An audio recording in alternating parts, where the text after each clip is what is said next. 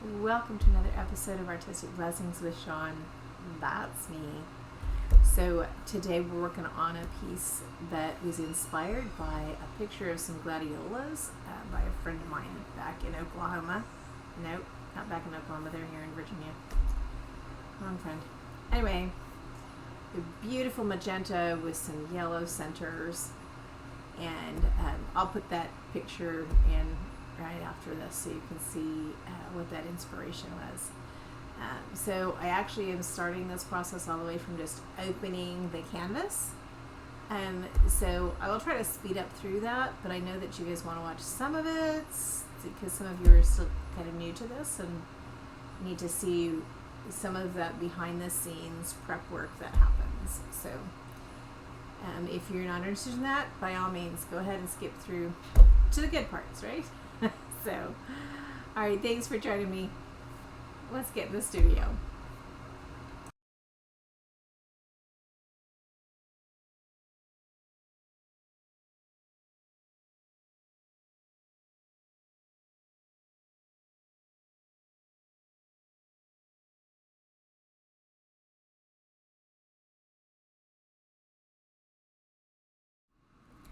So I'm just going to get it a little damp here with some water.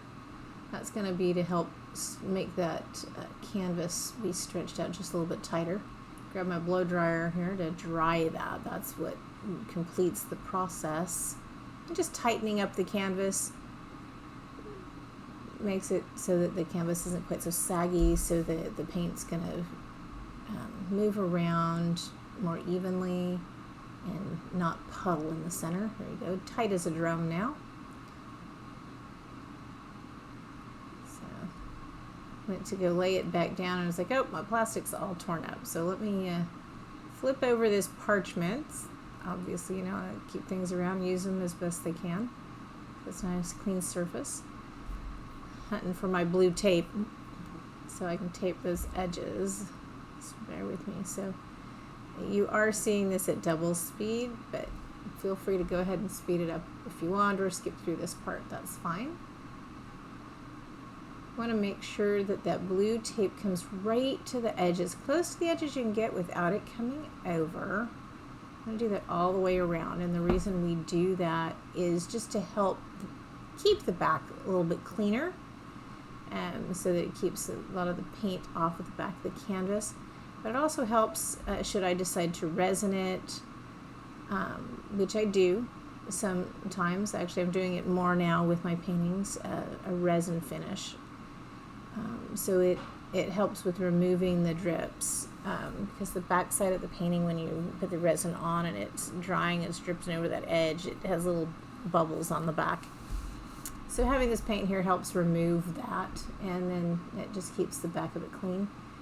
Just tightening up those edges, because otherwise the paint will get caught under that edge and then it'll pull it away from the canvas. And then, oh look, your canvas was useless. So that's how that works. So just getting it already. Oops, I forgot to put the pins in. There we go. So the pins keep it lifted up off of the canvas so we don't have puddling around the edges. That way we can also scrape the drips, which will help when we scrape the drips. That helps prevent the weight of that paint that's dripping from pulling the rest of the paint off the canvas. All right, here we go. Oh, look, I get to use a knife. Doot, doot, doot. Put those in. Nothing super special, just try to put them in straight so that they're flat. It makes it easier to have your canvas balanced properly, or leveled properly, I guess is the word I'm looking for here. So we're just gonna make sure it's level, keeps the paint from dripping, sliding too much off the edges. Mostly make sure it's level on your paint table as well. I mean your drying table. Just a little level picked up at hardware store. Alright, let's get some paint out. We're going to use the Deep Magenta by artist Loft. And the Brilliant Yellow, also by artist Loft. That's going to be the main colors for the Gladiolus. That's my white Dutch pour base coat. I say my Dutch pour mix. That's because that's what most people call it. I use it for everything. All of my paints are mixed exactly the same. 2-part Floetrol, 1 part paint, and 3/4 of a part of water. Sorry, you're watching me go through the thinking process here.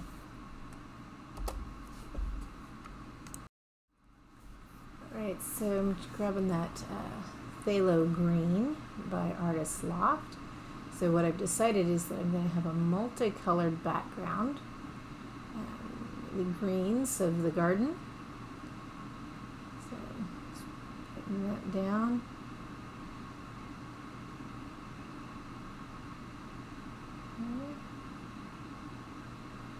Grab some light green, also by artist Loft. Fill in some of these holes here.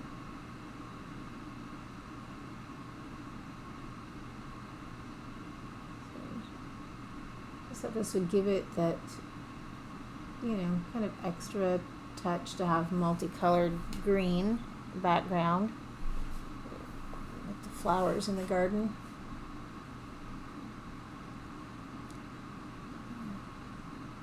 See what it looks like when it's all done.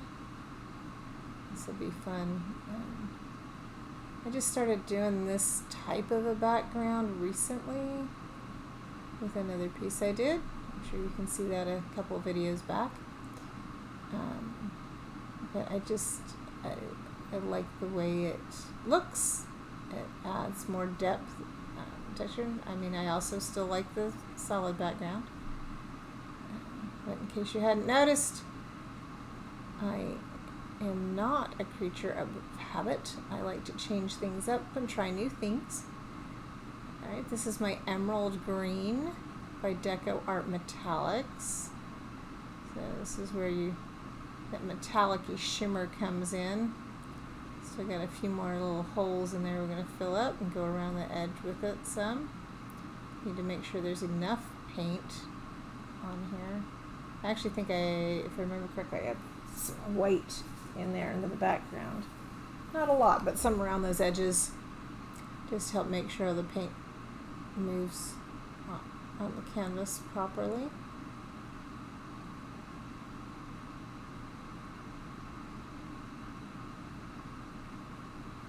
You know, it's interesting. This does take time. It doesn't sound like a lot of time, but it does.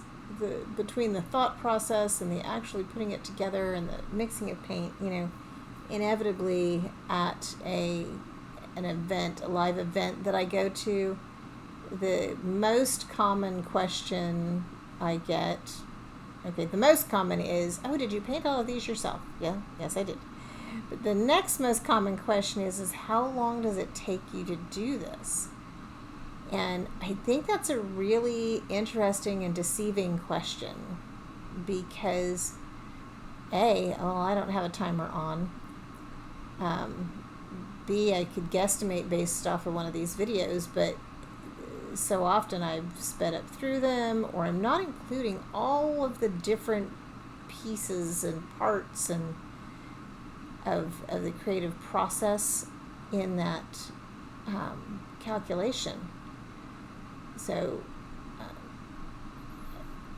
it's very interesting because before we ever get to this point, so even though you guys saw me actually opening the canvas, well, in order to create a piece of art, there's time involved in making sure I have the right materials on hand. So there's a shopping piece to that. I'm forever running out of paint and have to buy new paints, right? There is the process of I have to mix my paints and make sure that those are all properly mixed, that I have the colors on hand, ready to go. The buying of the canvases, all of those things take time and it adds up. And so even though a video, for example, of a piece of art might only be 20 minutes long, That doesn't mean a piece of art is only a 20-minute piece of art. There's much more involved in that. You guys almost never see the process of finishing the piece. There's a cleanup afterwards. You know, they're removing the tape and the pins when it's done. If I'm going to have it framed, I've got to take, you know, there's that framing piece. So there's just a lot more that goes into it than I think people recognize. So try to remember that whenever you see somebody who happens to be a crafter or a painter, or even an author, you know, it's asking that question. So, well, how long does it take? Well, you know, it takes a while. And believe it or not, I don't charge by the hour. So it's because the creative process, deciding what we want to do, is part of this process. Test and trial. Sometimes you guys don't see it all. There's the fight with the technology that happens sometimes, in trying to get it recorded, and you know, there's for every piece, there's also the editing piece.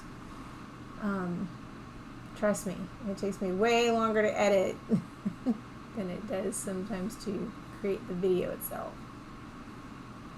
We have all so I'm loving these colors. Sorry, I got busy talking about other stuff. I hope you guys don't mind that. But I'm going to add just a little bit of gold, not a lot, just a little bit, to add a little bit of shimmer to the floral piece itself. Now try to remember, this is not going to turn out to look exactly like Gladiolus. It was just an inspiration. So bear with me on that. I like the things that the background is doing with all the different colors, but now we're getting ready to pull out the blow dryer. Here we go. And let's see what happens. Just showing you my blow dryer. That's as a flower blow dryer. I picked it up at Walmart. So for those of you that want to know where I got my blow dryer. All right, here we go.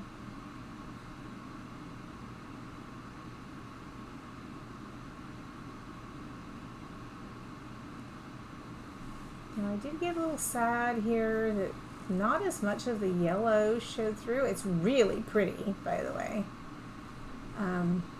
Oh, they're always prettier in person. I always get sad when I come back and look at the videos because it just doesn't show how pretty it is. So this is what I'm going to do. I'm going to put just a little bit of purple, I can't talk, the yellow on the back of my palette knife here, and see if we can't add just a touch of this in a couple of places and try to make it look like it naturally belongs there.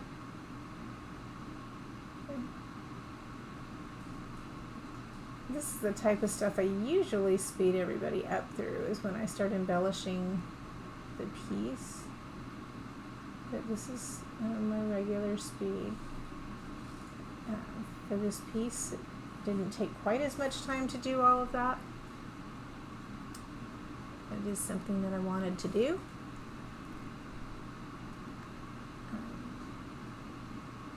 Let's blow on it a little bit, see if I can get it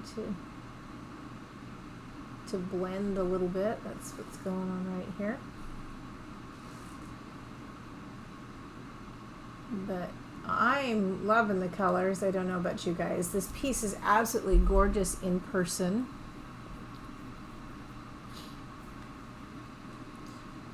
I am going to get around to touching up these little white spots on the end, around the edges. So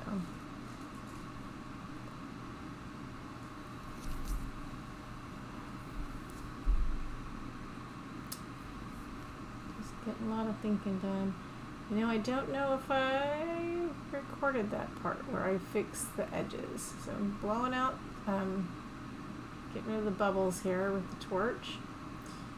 So I'm going to, just so that you're aware, I'm going to wind up taking my palette knife and scooping up some paint off the edges, off the parchment there, to touch up those edges. You can see all those little white spots on the edges there.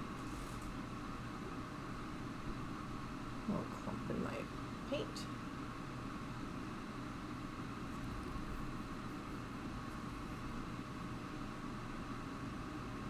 All right, let's start out here. And then we're going to come down, and I'm going to let you guys get some good close-up views. Look at the colors in that. Guys, that's just gorgeous. I don't know what you guys think, but I am loving this.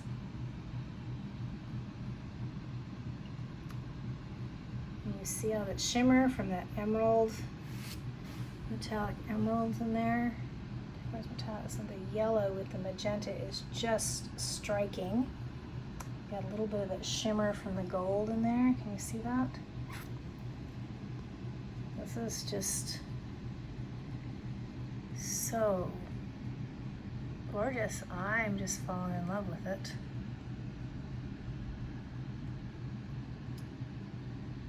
Just look. It is so pretty and stunning. All right. I hope you guys like it as much as I do.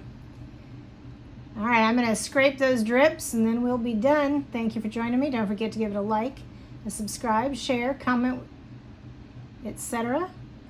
And thanks for joining me on the journey. Until next time.